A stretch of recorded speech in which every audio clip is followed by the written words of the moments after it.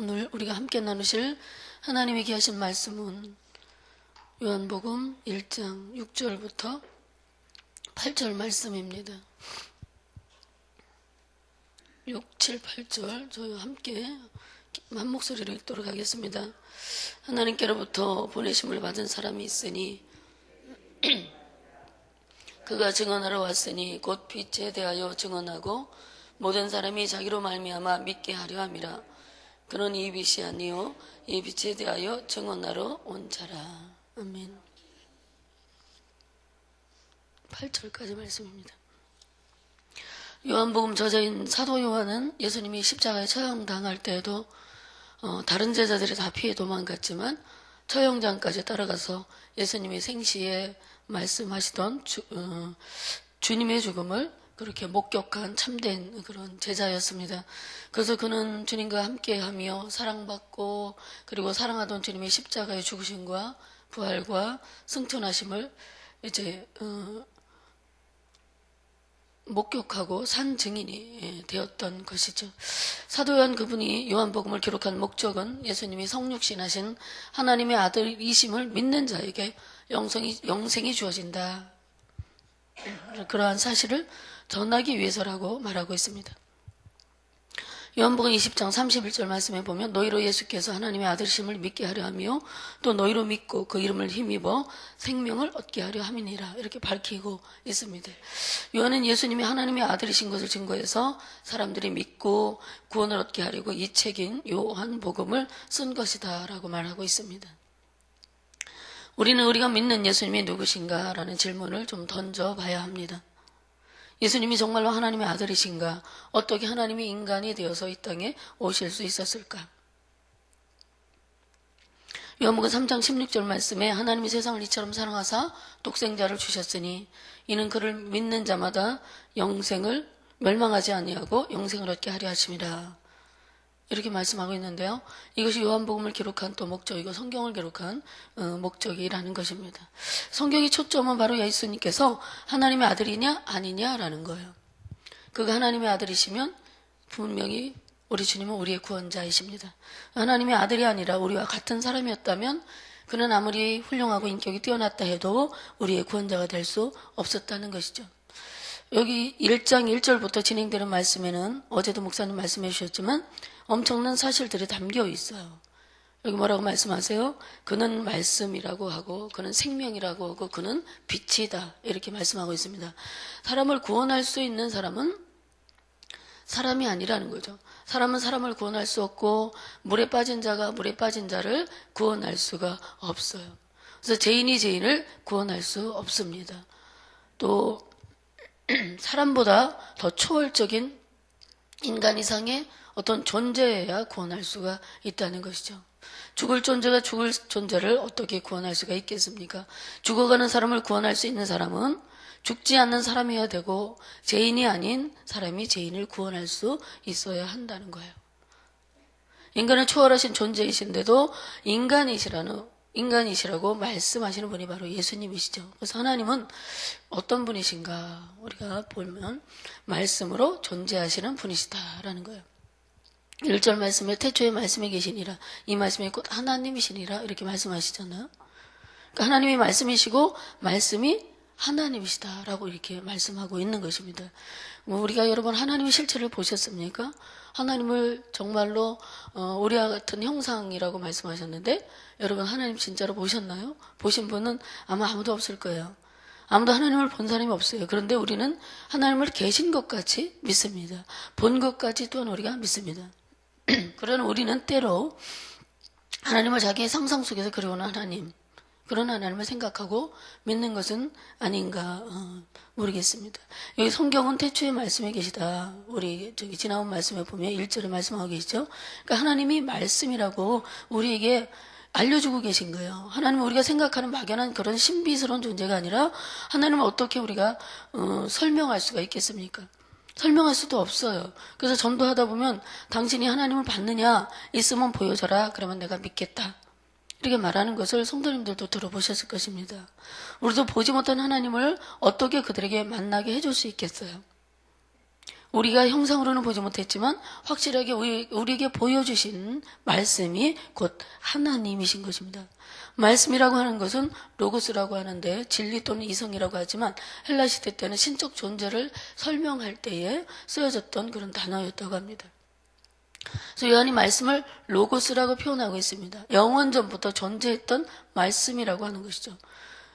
우리가 드리는 기도는 내 기도를 분명히 누군가 들으시는 실체이신 하나님께 드리는 것이잖아요. 그래서 나를 위해 온몸을 던져 나를 사랑해 주신 실체, 그분이 누구예요? 바로 하나님이십니다. 그래서 말씀으로 오신 하나님의 실체를 우리는 분명하게 깨닫고 알아야 된다는 거죠. 그래서 요한복음을 통해서 그런 축복이 있기를 소망합니다. 말씀의 실체가 바로 예수 그리스도이고 하나님의 실체이신 것입니다. 예수님을 믿으면 하나님이 믿어지는 것이죠. 성경이 기록한 예수님의 생애를 통해서 일어났던 기적과 변화의 현장들을 믿게 되는 것입니다. 하나님을 깨닫기 시작하고 그분이 이런 분이셨구나. 성경을 볼 때 우리는 믿고 신뢰하게 되는 거예요. 그래서 우리가 성경을 읽을 때 하나님을 만나게 되고요. 설교를 들을 때 말씀이신 하나님을 만나게 되는 것입니다. 예수님은 인간이셨지만 본체는 하나님이셨다라고 빌립보서 2장 6절부터 8절 말씀에 기록하고 있습니다. 그는 근본 하나님의 본체시나 하나님과 동등됨을 취할 것으로 여기지 아니하시고 오히려 자기를 비워 종의 형체를 가지사 사람들과 같이 되셨고 사람의 모양으로 나타나셨음에 자기를 낮추시고 죽기까지 복종하셨으니 곧 십자가에 죽으심이라. 이렇게 말씀하십니다. 예수님이 누구시라고 말씀하는 거예요? 볼 수 없는 하나님께서 우리와 함께 하시기 위하여 우리의 짐을 대신 져주시기 위해 스스로 자신을 낮추시고 자기를 비우시고 사람이 되어 오신 분이시다. 이렇게 우리에게 말씀하시죠. 그분이 스스로 누구신지 무엇 때문에 오셨는지에 대해서 우리에게 알려주고 계십니다.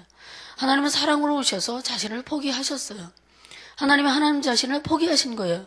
하나님이 하나님이심의 권리를 포기하시고 이 땅에 오신 것입니다. 태초에 하나님의 말씀이 계셨는데 말씀이 하나님이시라는 것입니다. 그러면 여러분, 나의 실체는 뭔가요? 나의 실체. 내가 말할 때 내가 드러나게 돼요. 대화를 해보면 그 사람이 또한 누구인지 우리는 알게 됩니다. 그저 겉모습을 봐서는 그 사람의 실체가 드러나지 않습니다. 말을 나눠봐야 알게 되는 것이죠. 말하고 듣는다는 것은 상대가 있다는 것이고 상대가 있다는 것은 그에게 인격이 있다는 것이죠. 교제하고 먹고 마시고 교통하는 것입니다. 말씀하신 하나님은 이 실체적인 인격이 있어요. 다른 신은 말이 없습니다. 사람은 신을 찾아가고자 하는 열망이 있어요. 그래서 왜 그럴까? 사람들은 왜 신을 찾아가고자 할까? 외로우니까, 두려우니까, 불안하니까 의지하고자 하는 것이죠. 자기의 마음을 알아달라는 거예요. 내 마음이 이렇습니다.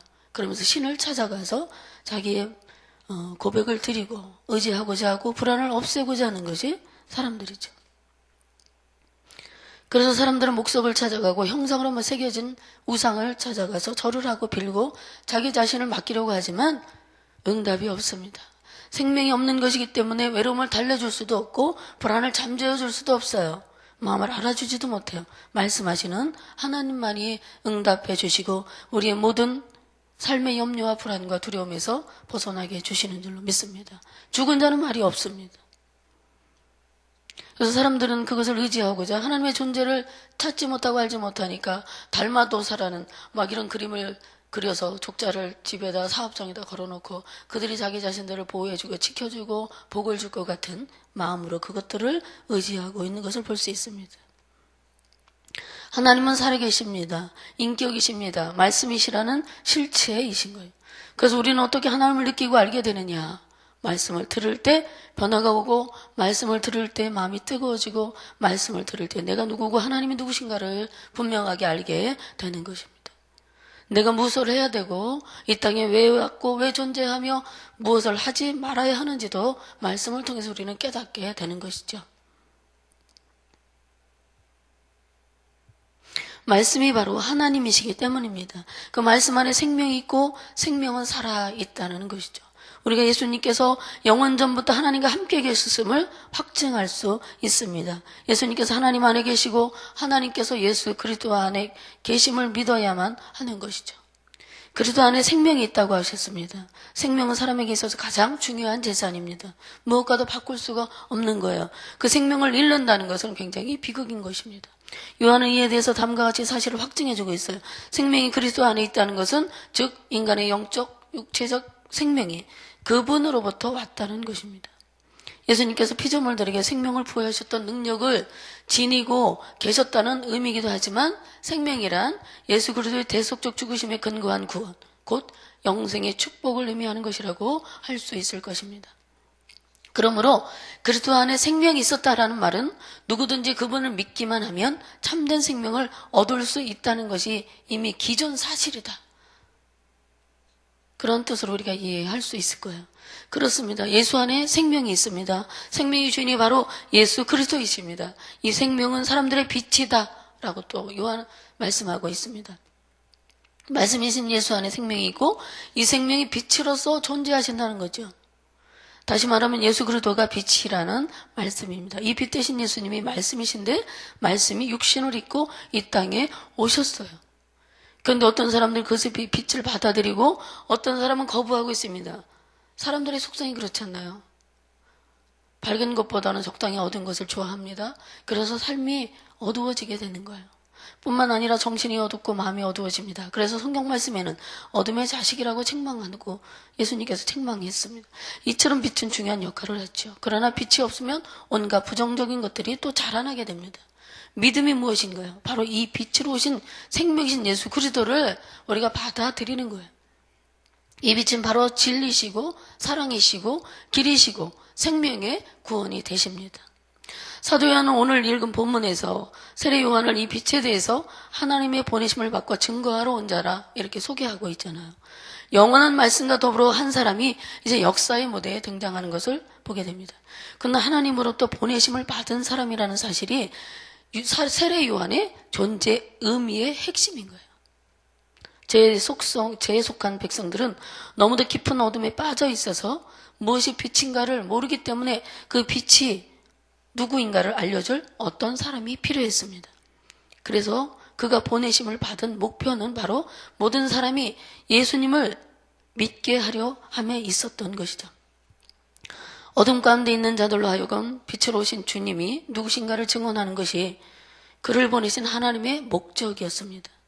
증언이라는 것은 사실을 말로 증명하는 그런 것이잖아요. 그래서 세례 요한의 사역 가운데에 이적과 표적이 있었지만 그는 빛이 아니었고 참 빛이 누구신지 증거하러 온 사람일 뿐이다 라고 세례 요한의 사명을 분명하게 사도 요한은 밝히고 있습니다. 그러니까 요한복음의 중요한 개념이 바로 증언에 있는 것입니다. 로고스이신 예수님, 그 말씀이신 분이 육신을 입고 오셨다. 그래서 빛이 없는 곳에서는 육신을 입고 오셨다라는 것을 증명하는 것이 바로 요한복음에 기록한 목적입니다. 빛이 없는 곳에는 생명이 살 수 없어요. 빛과 어둠은 또 항상 또 대립됩니다. 빛이 없는 곳에서 자라는 식물을 보셨잖아요. 시들거리다 결국에는 말라 죽고 맙니다. 전등불빛이라도 있어야 빛을 보고 살아나게 되는 것을 보게 되죠. 아예 캄캄 절벽 어둠만 있는 이 세상은 생명 자체도 죽어버리고 마는 거예요.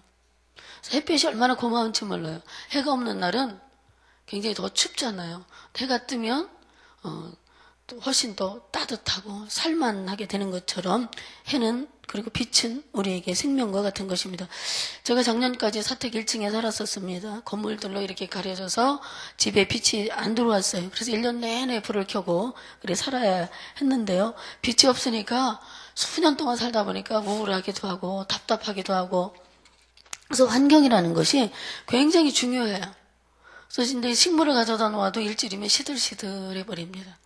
어느 분이 이제 장미꽃이 예쁘게 핀 화분을 어떤 권사님이 허브 농장에 가서 저에게 선물로 사주셨어요. 그래서 이 녀석이 일주일 만에 꽃잎이 하나둘 막 떨어지더니 파란 이파리도 힘없이 붙어 있다가 다 뚝뚝뚝 떨어져 버리는 거야.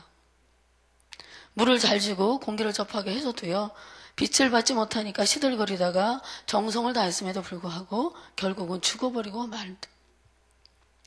이 꽃이 얼마나 사랑스럽고 예쁜지요. 노란 장미꽃이 이렇게 막 선호송이가 막 폈었어요. 그리고 몽우리가 져가지고 금방 또 만개할 만한 그런 꽃들이었거든요. 그래갖고 제가 너무 이뻐갖고 아 고맙다, 사랑한다, 잘 자라라. 그리고 함께 해줘서 너무너무 행복하다 막 칭찬도 해줬어요. 꽃에다. 꽃도 생명이잖아요. 그러니까 막 쓰다듬어주고 이뻐해주면 잘 자란다고 해갖고 막 그렇게 했거든요. 그랬더니 빛이 없으니까 그런 것도 소용이 없어요. 견디다 못하고 이 녀석들이 시들거리다 죽어버리고 말았습니다. 그래서 얼마나 아깝고 마음이 아팠는지 몰라요. 그것을 보면서 사람이나 식물이나 이 땅에 생명이 있는 것들에게는 빛이 얼마나 중요한가라는 것을 새삼 깨닫게 되었습니다. 마찬가지로 우리가 사람들의 사랑을 받고 돈을 많이 벌어 된다고 명예를 얻어 높은 자가 된다 해도요, 영이 죽은 자가 되면 아무 소용이 없다는 것입니다. 은혜의 빛을 받아야 사는 것입니다. 빛 대신 주님의 비침을 받아야 우리 영이 살게 되는 것입니다.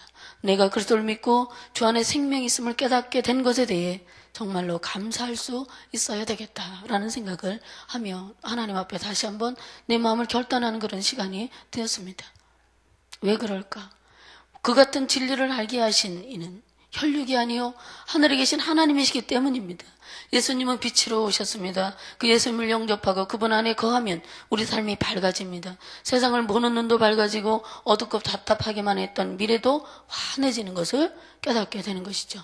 말씀이신 우리 주 예수 그리스도께서 우리의 생명이시며 빛이십니다. 힘들고 어려울 때마다 빛 대신 예수 그리스도를 의지하고 신뢰하시기를 바랍니다. 우리 안에 생명의 빛이신 그리스도를 모셨으니까 얼마나 영광스럽고 감사한 일인지 모릅니다.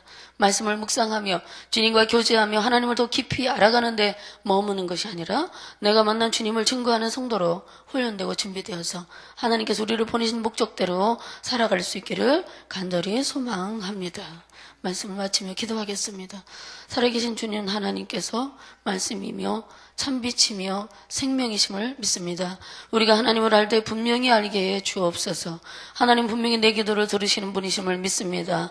하나님 분명히 온몸을 던져 나를 구원해 주신 분이심을 믿습니다. 주님 안에 생명이 있고 주님 안에 빛이 있음을 믿습니다. 성경 읽고 말씀을 읽을 때마다 그리고 들을 때마다 우리의 어두운 눈과 영혼을 밝혀 주옵소서. 내가 경험한 하나님을 증거하며 살 수 있도록 전도의 은혜를 부어 주옵소서. 오늘도 주님의 십자가 고난을 기억하고 부활의 소망을 기대하며 감사로 사는 저희들 되게 해 주옵소서. 간구하는 우리의 모든 기도에 응답해 주실 것을 믿사오며 예수님의 이름으로 기도하옵나이다. 아멘. 오늘 공동기도문 예배입니다. 우리 예배를 받기에 홀로 합당하신 창조주 하나님, 말씀상 공동체가 주님을 예배할 때마다 영광을 받으시고 삼위일체 하나님의 임재와 현존으로 응답하옵소서.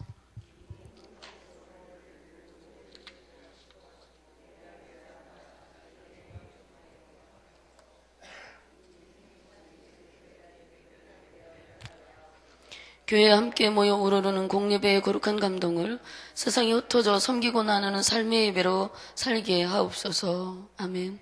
다 같이 주기도문 하시겠습니다. 하늘에 계신 우리 아버지, 아버지의 이름을 거룩하게 하시며 아버지의 나라가 오게 하시며 아버지의 뜻이 하늘에서와 같이 땅에서도 이루어지게 하소서. 오늘 우리에게 일용할 양식을 주시고 우리가 우리에게 잘못한 사람을 용서해 준 것 같이 우리 죄를 용서하여 주시고 우리를 시험에 빠지지 않게 하시고 악에서 구하소서. 나라와 권능과 영광이 영원히 아버지의 것입니다. 아멘. 오늘 함께 들으실 기도 제목을 드리겠습니다. 지금 들은 말씀이 내 삶으로 이어지게 하옵소서. 수요예배에 풍성한 은혜를 내려주시고 말씀으로 축복받게 하소서. 2016년 새롭게 시작하는 VIP 전도 대상자들을 마음에 품고 기도하게 하소서. 2월 15일부터 3월 18일까지 진행되는 권사의 사순절 기도회에 기도응답을 체험하는 그런 자리가 되게 하옵소서. 또 2월 29일부터 3월 29일까지 있는 본 말씀 사경회를 통해 큰 은혜를 주시고 강사 최우 목사님을 성령으로 붙들어 주옵소서. 말씀상 성경대학 1학기의 모든 가정과 성도들이 많이 참여하여 훈련받게 하옵소서. 가정에 그리고 한국교회가 영적 갱신을 통해 거룩함과 복음의 본질을 회복하게 하옵소서. 이와 같이 함께 기도해 주시고요. 각자 가지고 나오신 기도 들으신 후에 자유롭게 돌아가시도록 하겠습니다. 기도하겠습니다. 은혜가 많으신 하나님 아버지 감사를 드립니다.